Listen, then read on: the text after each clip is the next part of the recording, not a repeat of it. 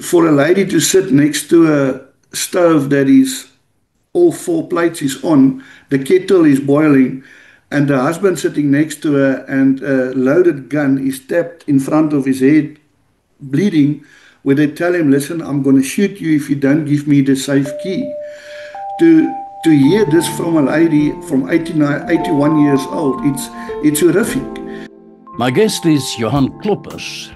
He's a former police officer with over 30 years of experience in the investigation of crime and over 10 years of experience in trauma counseling. Since 2017, Johan has worked on over 320 farm attacks, murders, cases. That's about 40 cases every year.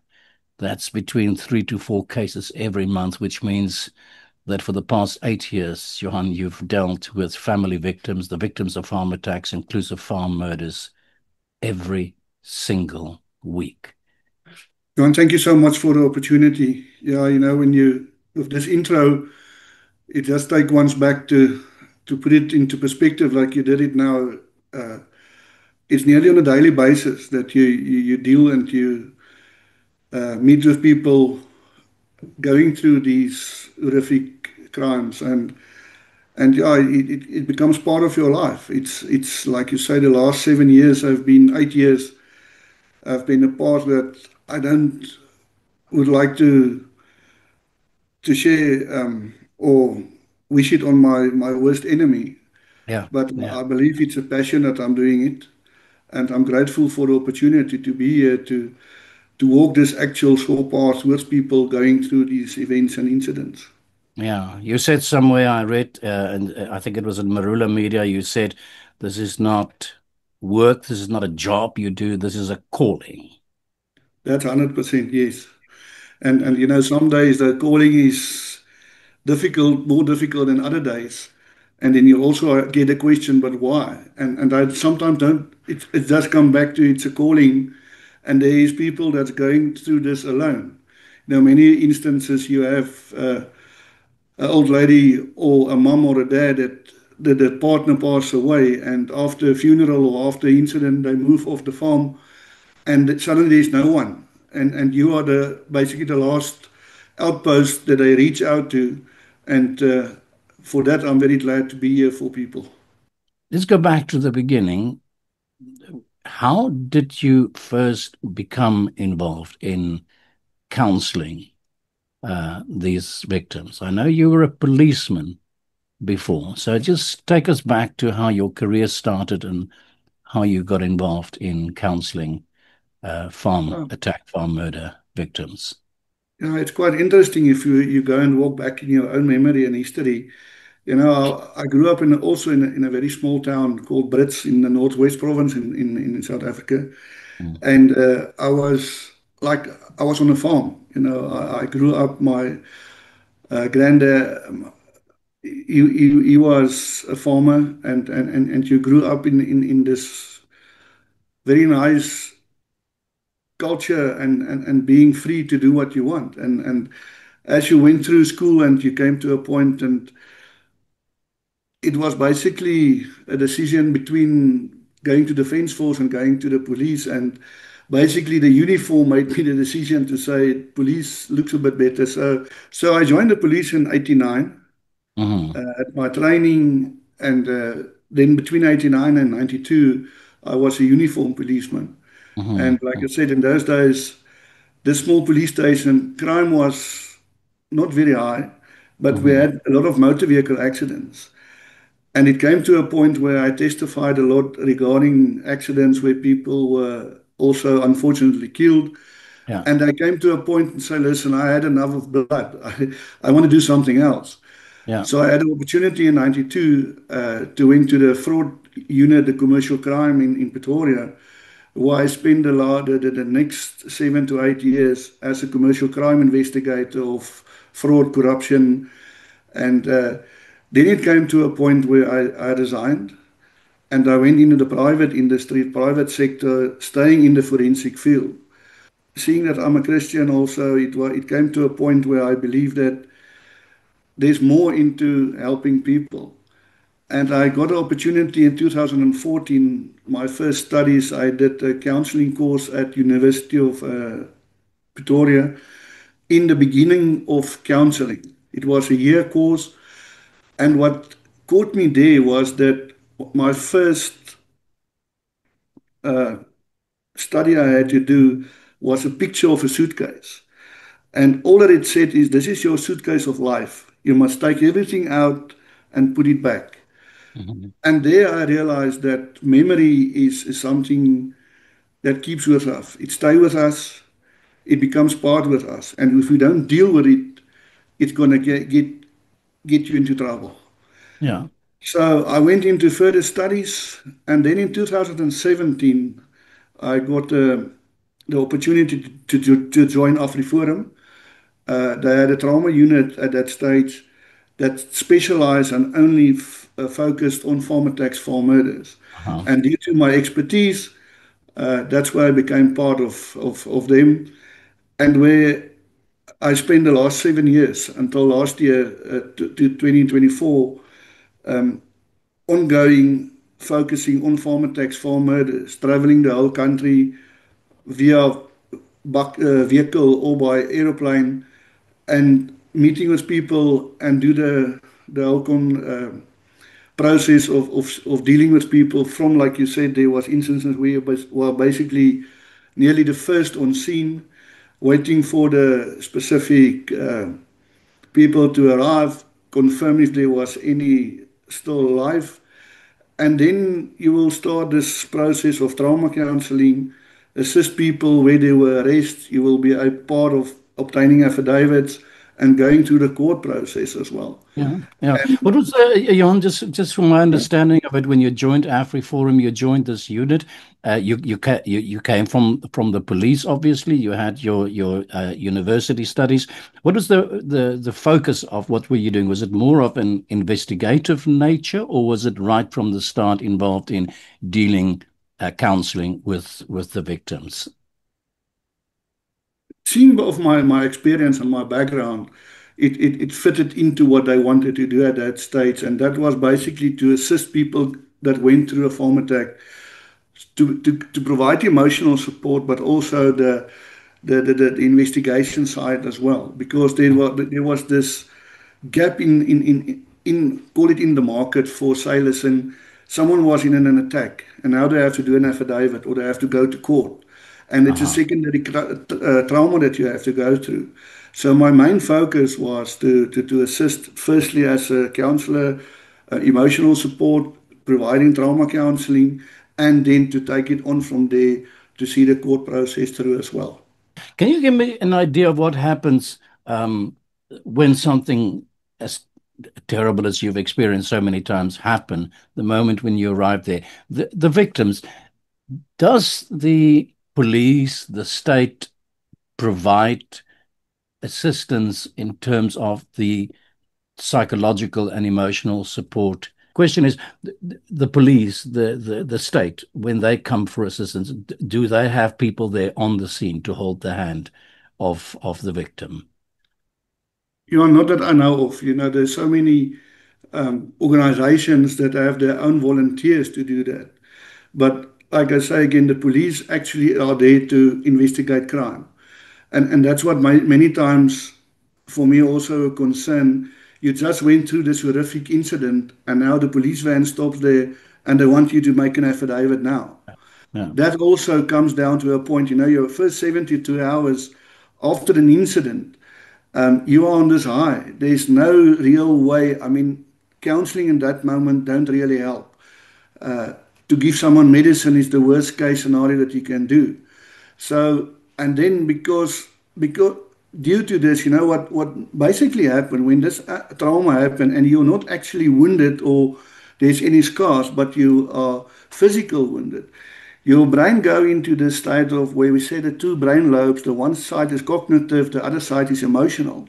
So Yeah. when you go into this, overfloods your cognitive, meaning that your cognitive side is what we normal do. You eat, you stand up, but when the emotions cover us over, you are into this irrational state where you don't feel pain. You do inhuman things where you jump over a fence or you've been attacked, you've been shot, and you don't feel that.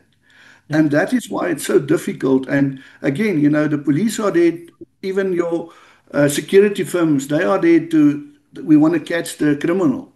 The poor people that went through this is sitting there in a corner, don't know what's going on, and the next moment, move, everyone is gone. And there you sit alone. And it's so important for someone in that time, although counseling won't be of any great help, but to have someone sitting next to you just to comfort you and also to take you out of that uh, scene, take you to a vehicle or just take you out of it makes so much different. But really, like I say, there is, or the organizations have the volunteers, but also that comes afterwards and not really on the scene of crime. There's no such services available. Yeah. Give me an idea of what happens in practice. At what point do you enter the scene? I'm, as I said once again, I'm maybe my questions are a little bit vague because I don't have so much knowledge about this, but I understand from a victim I spoke to some weeks ago who told me about the abrasiveness of the police who want to do their investigation and how they literally push you aside and Yeah, families, people that are the families of the victims are literally forced to live, carry on with their lives within yeah, a crime scene they're not allowed to touch or to enter. yeah, For yeah, example, somebody is killed in the living room, and the family is literally cordoned off to the rest of the house, not allowed to move, and nobody's come to clean up the crime scene or anything like that. This is horrific, horrific, horrific things that are happening. At what point do you, in your current situation now, not with AfriForum, I'm talking about in your current situation as a consultant, at what point do you actually enter the scene? there's instances where I've been uh, within a week. I've been on the scene. There's cases where I mean, the matter I'm currently dealing with, within 5 days, you have assisted and visited the people on scene. And it Mhm. depends on how quickly, like you say, the crime scene is sometimes a difficult one where the police will take some time to clean out, and people have to get other accommodation or not be on the place, and that makes it difficult as well. But currently, for myself, and again, you explain to people sometimes this thing of counseling within 72 hours is not going to have any great influence. But Yeah, still, I am available and I have went out where it's possible to be on the crime scene within a day or two after the incident, just to be there for the people. I always say in one of my studies, I had the grateful opportunity where our the doctor, the person who gave us a study gave me three words that I try to keep onto myself is just be, don't do harm, and don't judge. And that means so much for people because like I say again, in that incident or in the moment, people do stuff that I don't even remember. They will shout at you, they will swear at you, they will sometimes even hit you for what happened to me. Why did this happen to us? Why didn't it happen to yeah, the neighbor? They yeah, make statements that is irrational because of yeah. the emotional state they are currently Yeah. in. Can you take us back to your earlier experiences and what it was like for you uh, to deal with the horror that you obviously confronted with when you are taken to the scene close to Mhm. when the scene happened? Yeah. Tell us about your first experiences. I always say to people, if you want to think about it, the farm attack or a scene like this, um, you can look at the most horror movie that you can think of and maybe multiply it by 10 sometimes. I There's a short movie that was made called The Plaashuis, where two ladies thought it good to go and clean a scene. And it's something I will send you the link and maybe people can have a look at that as well. And that basically sums it up for me how it happens.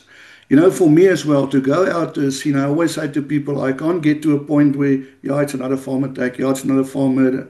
I don't know what I'm going to find there. I don't know what to expect.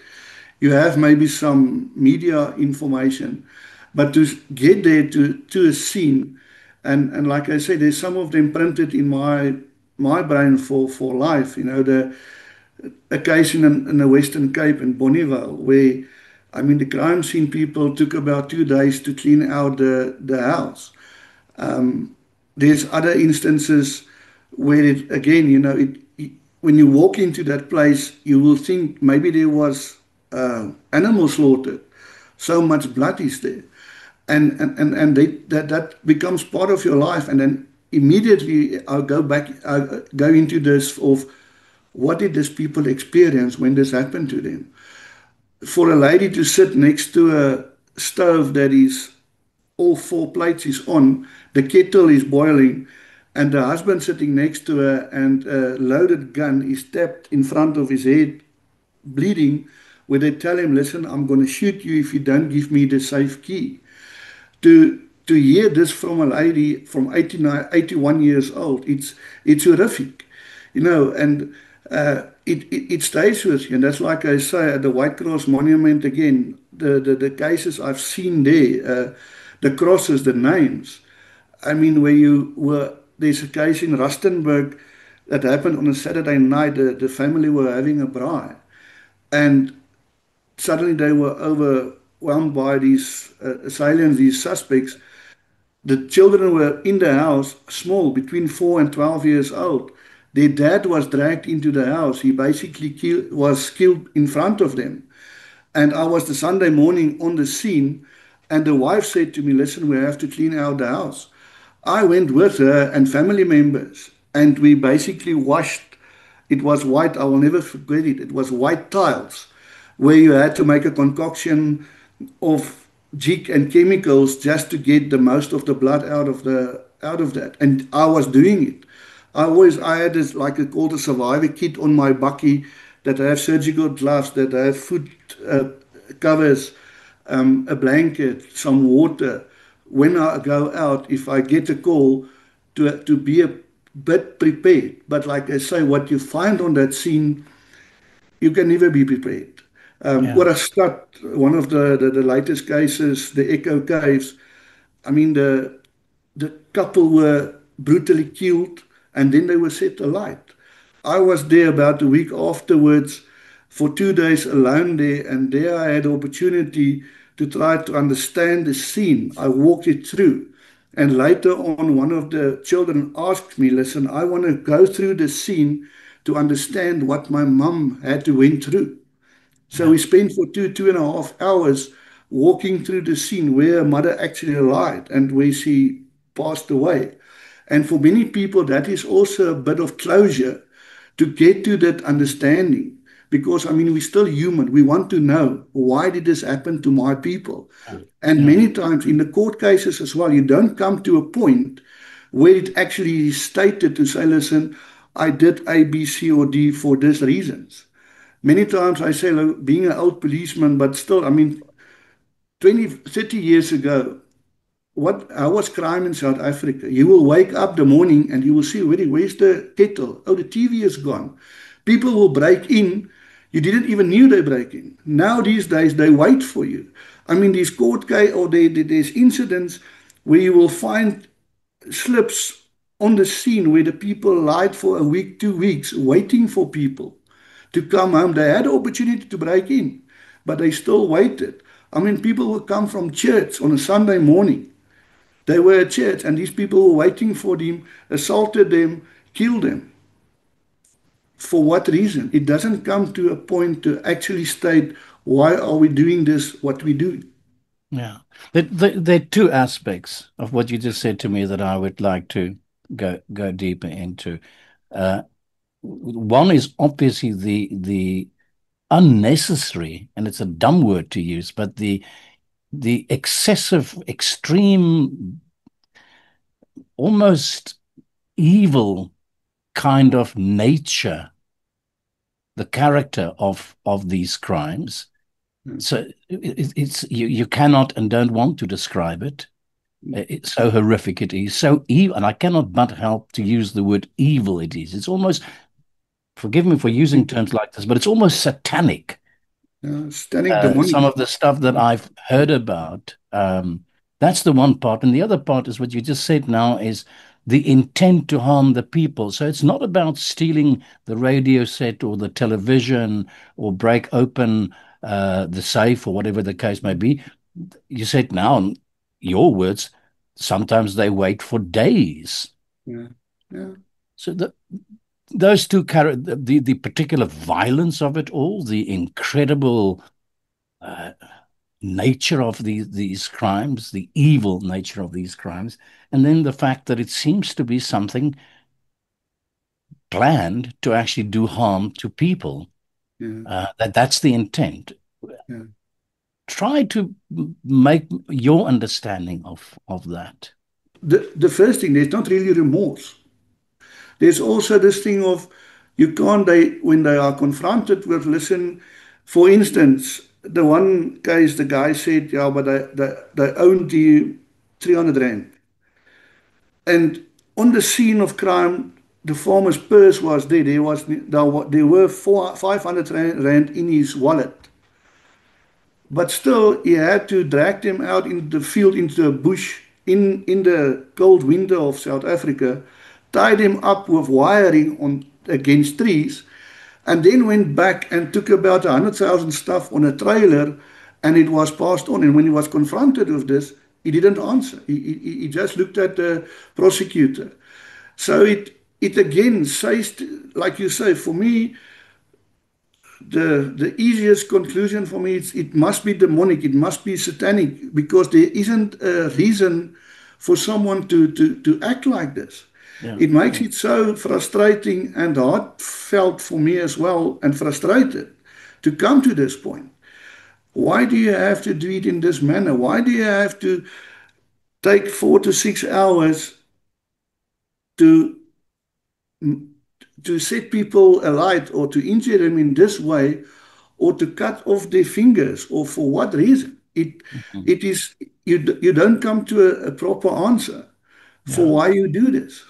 Yeah. Is there some form that you might be aware of, studies being done or investigations of some sort about exactly this question that you and I are now posing? Why this incredible satanic evil brutality of it all? And let me connect it to what you said earlier on. You said 30 years ago you grew up on a farm as well. Yes, there were crime. Yes, people broke into your house. Yes, they stole the radio and so on. What has changed in the meantime? What has happened to the people in the meantime that we're at this point where people do such evil things to other people?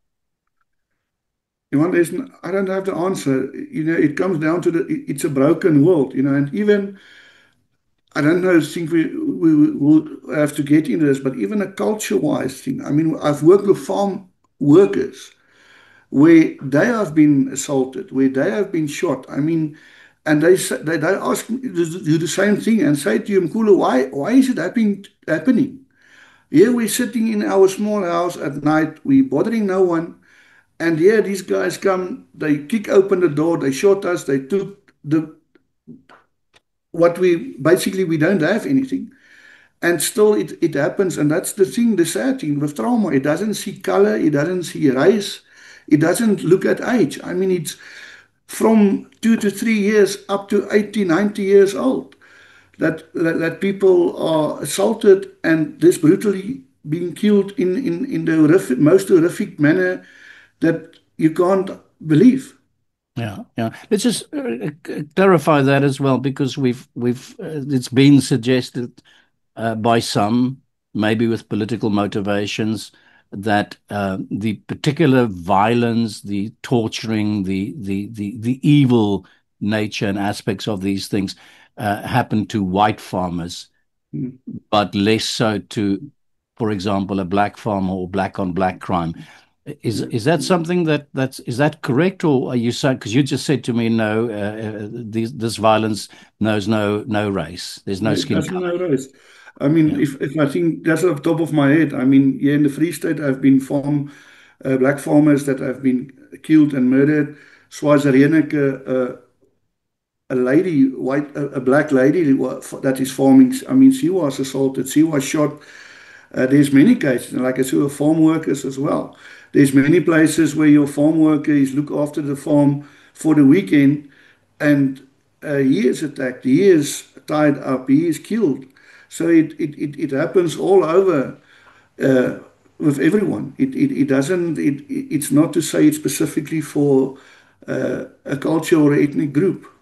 Yeah, yeah, yeah. Do you know, are there any evidence or anything point to maybe the use of all sorts of substances and drugs and things like that? Muti is the word that comes to mind by the perpetrators here, that they are on some concoction of crazy mixture of drugs and things and totally out of their minds while they're committing these incredible There's violent. cases in court cases where I sat in where it came out where some of them said that they went to see a witch doctor that gave them some muti to disappear or to be bulletproof or something like that. So that came out in court cases as well.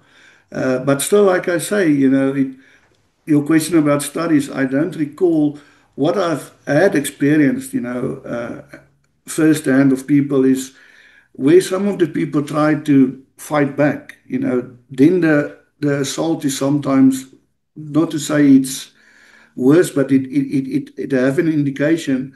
And many times what happened, especially when there's a syndicate of 4 or 5 suspects, it will also happen where either it's misinformation, they have the wrong house, or one or two of them would have thought, listen, come along, we're going to do A, B, or C. And yet now they end up in a farm attack. So that also happens. But the brutality, the question, it haven't been answered in cases where I've been involved. Yeah, yeah. If I'm to put things on a scale, Johan, since let's say the new South Africa, I don't want to go back to the comparison to what was it like in the old South Africa and things like that, but is this, I know we've talked consistently about these numbers now. For you in terms of your own personal dealings with this is something you deal with almost on a weekly basis. You deal, I think we wrote it down here, 3 to 4 cases every month.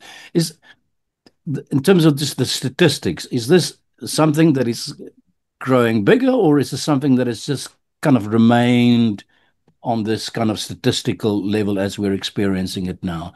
So what I'm trying to get to is, are there any changes in terms of the numbers of these killings that are during the last years? You know what makes it difficult in that question is that statistic wise, there's so many organizations and even the state keeping different stats because there's always this argument of what is a farm attack or what is a farm murder. And it comes down to the point where people will say, oh, but I mean, in the Free State, there's places now that the argument is, listen, what you even have a farm, but you have a plot. So how far out of the town are we arguing about? And that makes it difficult as well. But what I've seen, the stats that is kept, it's a constant between 10 and 15 cases that's still happening on a monthly basis. I can honestly say, I mean, my first few years at AfriForum, I mean, we traveled from case to case. Uh, so the incidence is still happening. It is with us. But the way it's reported, and even people will go to a police station to say, I want to report a farm attack, but then the case is registered as theft or as an assault. Because the unfortunate part is that the word farm attack, farm murder is not seen in our law as like murder or like assault as a description. It is in the rural safety of the police. It is explained what is a farm, what is a rural area. And within that, I mean, if you look at the word farm, it means it's a piece of land where there is growing of plants, but it's also ecotourism. It is a guest house. It is seen as a farm and people visiting the farm. A rural area, what are you seeing? I mean, we are so populating, it's becoming bigger, but still, a farm is a farm. And what happens to people out there, and that's why I say I will stand for that. And sometimes you have to bit your lip when people have this argument. No, but there isn't something like a farm attack, or all cases are the same. I mean, murder is Yeah, murder, and I respect yeah. that. I mean, yes, that is it. But I mean, if you look at what actually happened, and for me to be there to see what people go through, it it's part of life for Yeah. me. But Jan, is there a distinction to be drawn in terms of the character of these attacks when we talk about a farm attack or when we talk about a murder that's committed in the city of Johannesburg, for example? So is there a difference in once again the character of these attacks? Because what we South Africa is per definition, at least when you sit here in Europe where I'm sitting, Yeah, the violence is you cannot explain it to people. yeah, The rest of the world is cannot begin to grasp what a violent country South Africa has become, at least yeah, in my mind. And perhaps this is a very subjective thing to say now, but the impression is that the farm killings are particularly gruesome and violent and accompanied with torture and all these terrible, evil things. Is that the case also when a similar crime, a murder, is committed in the city of Johannesburg? again, like I say, I don't. I try to follow stats, and when there is cases of these kind of crimes, I will try to see actually what happened, Mm. and it comes back to the fact that in farm attacks, I don't see it in other crime of murder or of assault where a kettle is boiled and you go to a person and pour it on the backside of and smile at her while you're doing it. Or you will put water, the hot water in a bath and take the person and let him basically lie in that water, stab with your foot on his backside and be burned in hot water. Or to take someone and cut off his fingers while you're Yeah. sitting there and someone next to him, a witness, a family member, is seeing what has happened. That's the thing where I see, I mean, a murder on the flats, I mean, people are shot and run away. There's these days the hijackings that happened. People are died in heats. I mean, it is shot and you're gone. But with the farm attacks and the farm murders, is the timelines that is so difficult to understand. I mean, like I say, there's cases where something will happen at night. At 5 o'clock, the farmer will leave farm to go and drop off the workers. His wife is overwhelmed. She's assaulted. He comes back around 6 o'clock, and between 6 and 9 o'clock, she passed out, and then she came about and were able to send the email that you have a time record. So for 4 or 5 hours, this happens to you. It's not to come in, like I say, take stuff what you have, kill the person and leave. You are there for other reasons beyond understanding. Is there anything to do with the connection of this violence and, let's put it broadly, as softly as you can, the history of our country? Hmm. You all know. I've said to people, and I will put my head on a block for that, the cases I've dealt with, there's even with the funeral sometimes where the workers is there to see the way and the contribution what they give to the farmer and where they came from. And I haven't had any cases where there was slogans shouted or said, listen, I'm doing it for this political party or I'm saying it because of A, B, or C was stated. It doesn't come down to that. So that makes it also still the concern or the question in myself, but why then? Why do you have to go through all this brutality to come to a point to kill these people and leave us of nothing? It was like shooting a dog, and there you go. And you go Mm. to court and you still go through a whole court case with evidence against you, showing you either by DNA, by cell phone, by affidavit, or by confession that, listen, you were the one who did it, and you come to a conclusion to state to the family members, listen, I'm sorry for what you went through, but I hope the day that you caught or catch the correct person, you will come and apologize to me. You, it, it doesn't make sense. And again, like I said, how on a Sunday afternoon, people are sitting around a table having a nice lunch, and these perpetrators walk in, start hitting everyone, drag them into their vehicle, and leave. Small vehicles, I mean, not even expensive vehicles, and go and drop their bodies in gutters, and you still say you can't come to a point to say to us, why did you do it in this manner? Why didn't you just have to lock them up, take the car, take whatever you want and leave? It is, and that's what it making so difficult for family members as well.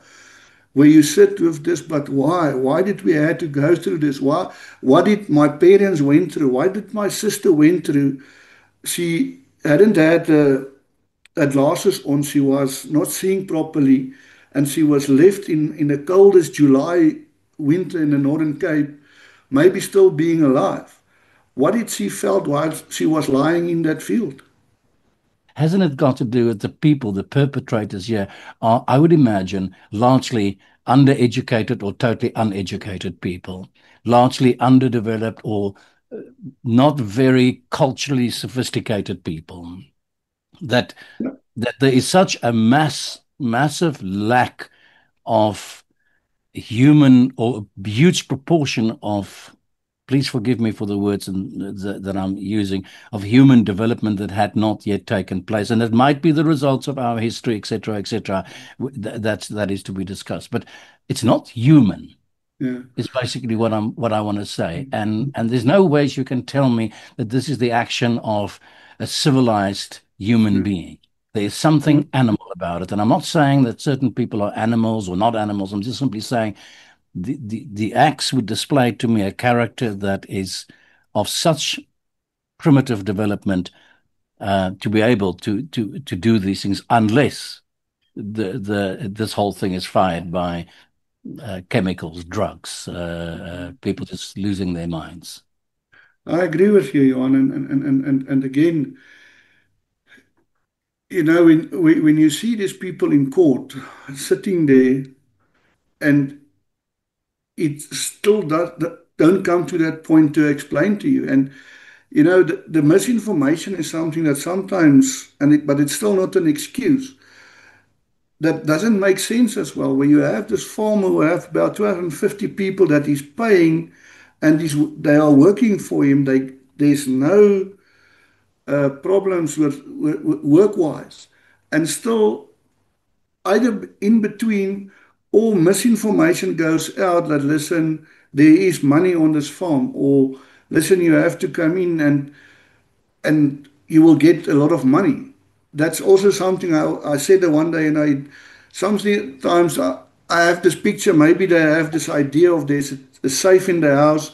When they open it up, it's going to be full of blocks of 200 rand notes, stripped with duct tape, and that's not the essence of this. And like you say again, then it goes back to the brutality doesn't make sense. And even many of our farm attacks also is not really our own people from South Africa. It's from Mozambique. It's from Zimbabwe. It's from Lesotho. I mean, the cases I dealt with in the Western Cape, it's from that side. The Eastern Cape, where the cases also. Many of these cases is not actually our people or farm workers that is actually involved in this. Do you have any idea of the success rate in terms of actually catching these perpetrators of these violent crimes? What sort of percentages of successes are we talking about in actually? It's to give you an example for myself sitting here, I mean, being through more than 300 cases, I've been involved in 14 court cases. So the ratio is very low. also the catching of the perpetrators is very low. And that makes it difficult. The stats of a heart, I'm not going to be able to share with you, but definitely it is very low. And it's a Yeah. concern every time there is these kind of matters, it is addressed by organizations to say, listen, the ratio is also now making sense. And that's the other concern and the problem we have. Like I say, one of my cases, 4 years, 6 months, 62 times in court before we came to conviction. How difficult, these cases drag on between 2 and 4 years. And it makes people tired to say, listen, what does it help to report the matters? Yeah. Uh, I mean, one of my interesting matters, I mean, it was stated on a charge sheet the case was postponed due to weather. Where we were sitting in court, we were on the point of a conviction, and then it was said, listen, there's a storm, we have to postpone the matter. And it was stated by the magistrate on the charge sheet, case postponed due to weather. Yeah. Yeah. Those kind of things make it for the people so negative. I mean, to travel in and out to court, to be there, and the case is set down for 2 weeks, and on a Monday morning it said, listen, sorry, the lawyer is sick, or whatever excuse is Yeah. there. Yeah. So Yeah. all of that contributes to the cases not going as smoothly as it's supposed to be through the Yeah. um, criminal and the court procedure as well. Yeah. Can you, and we're really running out of time now. Can you try to explain to me why it would not serve the interest of the South African government to make this a priority crime in South Africa, just given the country's international image, which is really down the drain? South Africa is really truly in the minds of the rest of the world, the murder capital of the world, the violence capital of the Yeah, world. Um, our standing in the world yeah, uh, is horrifically affected by this. People, and I'm very serious. Friends of mine, people around me, I don't know how this will impact tourism in the future or how it is impacting tourism, but South Africa, for a lot of people in the international community, has become a place too terrifying to even contemplate to visit yeah. because of these kind of incredible violence. So why would the government not call this a priority? Johan, honestly, I don't have the answer to that as well. And like I said in the beginning to you, what I don't realize, I mean, if your farmer pass away or is injured in such a manner that he can't continue farming, the business closed down. And I mean, and their farmers are the people who's providing food. I mean, it's from vegetables, it's meat, everything is in place. And it just seems like people don't realize how important it is that you have to make it a priority crime. And what you said now, I mean, I work on cases in the travel industry as well, where there were attacks on lodges, on resorts, where the people said, listen, due to this, we had to either close down, or people are so negative they don't want to visit us anymore. Yeah, And again, it's frustrating for me as well, not understanding why, firstly, that it's not seen farm attack and farm murder to be written down as into our law to say, listen, it's a crime to commit it. And then to establish it as a priority, it's unanswered for me as well. yeah, yeah. We have to close the discussion, Johan. But I want to go back to the image that you evoked when you grew up on a farm yourself. You said, and you said, and these are the words that are lingering in my brain now. 30 years ago, we had crimes as well, but it wasn't like this now. Um, I think my question would be as well to you personally is this must have had an enormous impact on your life as well. I guess my question would be you grew up on that beautiful farm and the blue skies and the beautiful country, uh, and you are now dealing with another world entirely. What does it do to you? And did you ever imagine that we would, I think I'm older than you, but that we would get to a point where we will have these discussions and say, what has happened? What has happened to our country? Johan, it's sad. It's heartbreaking. I'm somewhat getting emotional talking about it. And the sad thing for me, growing up in Brits, when my parents passed away in 2007, my mom in 2017, my dad 2014, I thought I was done with Brits. And unfortunately, as I'm sitting here, I've dealt with more than 15 farm attacks in the area and still going back there on a two-weekly basis to visit people who are still struggling with their trauma. And you pass by there where you grew up. I mean, and luckily for me, the people that took over, it's still intact. But then you come to a farm where people moved on, and there's nothing. So it's really sad, and every day I have to commit myself to say, listen, there's people that need you. You can't also just give up. And sometimes, or some days, it's more difficult than others for me as well. I mean, I'm still human. To sit with someone who shouts at you or who cries in your ear and say, but I don't understand. And it comes to me as well, I don't understand. For this to take place, and like you say, in my wildest dreams, I've never thought I will be doing what I'm doing and even have a discussion and a talk with someone like you to try to make people aware again, to say, listen, it does happen. It will unfortunately continue happening as long as it is not seen as a priority and people understand and really try to believe or do believe that people do go through these horrific crimes. Yeah, yeah. Well, it's the old story, Johan. I'll end with this.